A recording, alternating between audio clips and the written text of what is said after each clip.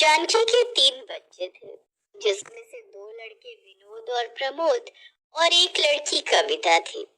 बिन बाप के बच्चों को जानकी ने खूब लाड प्यार से पाला। उसने कभी उन्हें कोई तकलीफ नहीं होने दी। माँ बाप दोनों की जिम्मेदारियां उसने बखूबी निभाई। समय बीता और तीनों बच्चे जवान हो गए। विनोद और प्रमोद अच्छी कंपनी में नौकरी पर लग गए, जहां उन दोनों को अपने मालिक की अमीर घर की 2 बहनों नैन्सी और सुप्रिया से प्यार हो गया।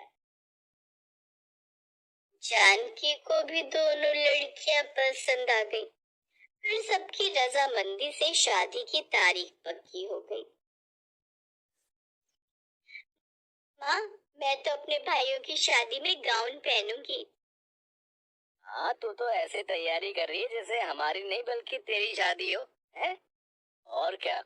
भला आखिर क्या जरूरत है बेकार में खर्चा करने की?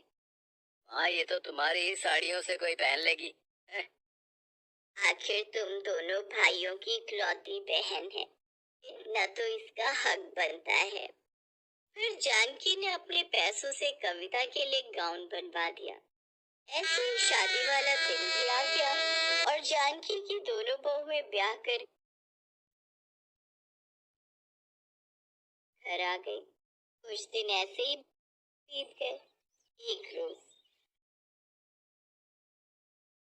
बस अब जल्दी से अपनी बेटी के हाथ भी पीले कर दूं, तो मैं अपने सारे फर्ज से मुक्त हो जाऊंगी। वैसे भी मैं अस्थमा की मरीज हूँ, ना जाने कब क्या हो जाए। तभी जानकी की दोनों बहुएं वहां आ गई। अगर दोनों माँ बेटी की खुसुर फुसुर खत्म हो गई हो तो घर के कुछ काम कर ले, और नहीं तो क्या। अब हम दोनों सारा दिन किचन में रहकर खाना बनाएंगी क्या? ना बाबा ना, हमसे तो ना होगा ये। चल कविता, रसोई में बर्तन रखे उन्हें धो दे, फिर खाना बना ले जाकर। इस तरह दोनों अमीर घर से आई बहुएं सास ननद से घर के काम करवाने लगी। दोनों बड़े घर से आई थी, लेकिन फिर भी उनके मन में लालच भरा हुआ था। सुनिए जी, ये माँ जी कविता को कुछ ज्यादा ही प्यार करती हैं। अब कल की ही बात लो, माँ जी ने अपने सोने की बालियां कविता को दे दी। मुझे तो डर है कहीं एक दिन वो ये घर भी उनके नाम ना कर दे। और क्या, वैसे भी किसी के मन में कपट आते कहाँ देर लगती है। दोनों बीवियों ने अपने पति के मन में बीज बो दिया। फिर क्या था, अगले ही दिन विनोद और प्रमोद वसीयतनामा लेकर अपनी माँ के पास पहुँच गए। हाँ, इन पेपर्स पे साइन कर दो। कैसे पेपर्स और क्या लिखा है इसमें? यही कि आपको कुछ हो गया तो आपकी ये सारी प्रॉपर्टी हम में बट जाएगी। अपने जीते जी तो मैं ऐसा नहीं करूंगी। माँ, आप मेरी चिंता क्यों कर रही हो? और वैसे भी अभी तो मैं पढ़ ही रही हूँ। आप ये घर बेझिझक होकर साइन कर दो। अपनी बेटी की बात मानकर जानकी ने वैसा ही किया। लेकिन अब तो जैसे नैन्सी और सुप्रिया का सपना पूरा हो गया। एक रोज दोनों भाई ऑफिस के काम से शहर से बाहर गए होते हैं और कविता की दोनों भाभियां किटी पार्टी में गई होती हैं। तभी अचानक जानकी की तबीयत खराब हो जाती है। दोनों भाभियां फोन नहीं उठा रही, अब क्या करूं? माँ तुम चिंता मत करो, मैं तुम्हें अभी अस्पताल लेकर चलती हूँ।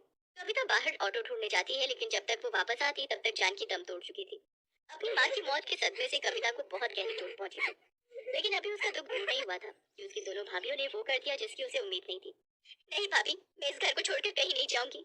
इस घर में मेरी माँ की यादें बसती हैं। लेकिन तुम्हें हमारे साथ ये घर छोड़कर जाना ही होगा, क्योंकि हमने ये घर बेच दिया है। तुम ऐसा कैसे कर सकती हो भाभी? नहीं, मैं अपने रहते इस घर को नहीं बेचने दूंगी। इसके अलावा तुम्हारे पास कोई ऑप्शन भी नहीं है, क्योंकि माँ ने ये अपने दोनों बेटों के नाम कर दिया था। दरअसल उस रोज उन्होंने वसीयतनामे पर अपना ही नाम लिखा था, कविता का नहीं। कविता मजबूर थी, वो कुछ नहीं कर पाई और मजबूर होकर अपनी भाभीयों के साथ चली गई। कविता हमेशा अपनी माँ को याद करके रोती रहती। ओफो, अब ये तुम्हारा रोना धोना आखिर कब तक चलेगा? चलो अब ये सब ड्रामा बंद करो और घर के काम करो जाकर। आखिर कब तक मुफ्त की सारा दिन घर का काम करती और जब समय मिलता तब आधी रात को पढ़ने बैठती। एक दिन घर में विनोद और प्रमोद की बिजनेस पार्टी थी। उसमें क्लाइंट्स के साथ उनकी वाइफ भी आई थी। सारी तैयारी कविता ने अकेले कर ली। तभी पार्टी में एक औरत ने नैन्सी से पूछा, ये लड़की कौन है नैन्सी? ये हमारी नौकरानी है। ये सुनकर कविता को बहुत बुरा लगा और वो बिना किसी से कुछ कहे उस घर से चली गई। लेकिन उसे कहीं ठिकाना नहीं मिला, इसलिए वो फुटपाथ पर रहने लगी और भीख मांगकर अपना गुजारा करती, साथ ही अपनी पढ़ाई भी करती। समय बीतता रहा और एक दिन उसकी मेहनत रंग लाई। उसने एसएससी की परीक्षा पास कर ली, फिर भीख मांगने वाली एक गरीब ननद इनकम टैक्स अफसर बन गई। ऐसे ही समय बीता। एक रोज, हे राम, हम लुट गए, बर्बाद हो गए। क्या हुआ, ऐसे क्यों चिल्ला रही हो?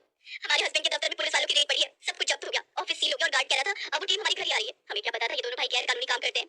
क्या? अब हम कहाँ जाएंगे? फुटपाथ पर। न जाने किसके श्राप का फल है जो हमें ये दिन देखने को मिल रहे हैं। तभी पुलिस वहां आ गई और उन्होंने उनके घर को भी सील कर दिया। अब वो दोनों सड़क पर आ गई। उधर कविता सरकारी आवास में रहती थी।